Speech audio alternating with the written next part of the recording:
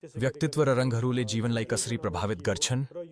जान्न नक्रिनुहोस्। कुन स्पेसेसहरू चाहिँ खाली छ या कुन चाहिँ मिसिङ छ या कुन चाहिँ बढी भएको छ र त्यसलाई चाहिँ करेक्ट गर्नलाई के गर्न सकिन्छ भनेर बुझ्न चाहनुहुन्छ भनेदेखि again you can send us an email. या तल लिङ्कमा चाहिँ इमेल एड्रेस यहाँले देखिरहनु भएको छ। सो त्यो इमेलमा यहाँले पठाउनु भयो भनेदेखि हामीलाई इमेल, त्यसमा खालि तपाईँले चाहिँ आफ्नो पुरा नाम र डेट अफ बर्थ हालेर पठाइदिनु भयो भने त्यो अनुसारले चाहिँ हामी यसरी नै क्यालकुलेट गरेर चाहिँ तपाईँहरूको पनि चाहिँ न्युमरोलोजी के कस्तो छ भनेर चाहिँ हामी भन्न सक्छौँ। अनि सुमितजी म के एड गर्न चाहन्छु भने जो 1 देखि 9 सम्म जो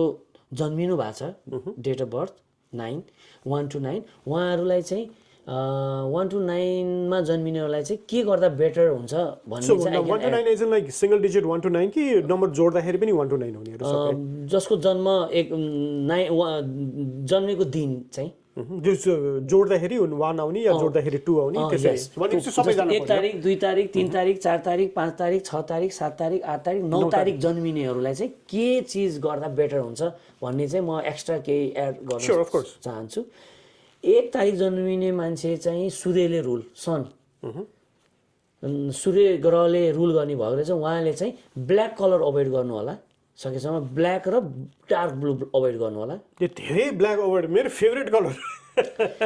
एन्ड सूर्यको अनि म हजुरलाई भन्न चाहन्छु सूर्यको 1 नम्बरको एनिमी नम्बर नै 8 भनेपछि त 8 को कुरा त केही पनि गर्नु भएन। ओके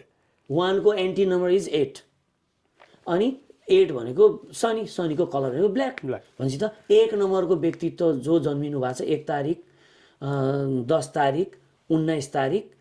28 तारिक उहाँहरूले चाहिँ ब्ल्याक अभोइड गरिदिनु होला र उहाँको लक्की कलर भनेको रेड हो। अनि हजुरको yellow, orange and light green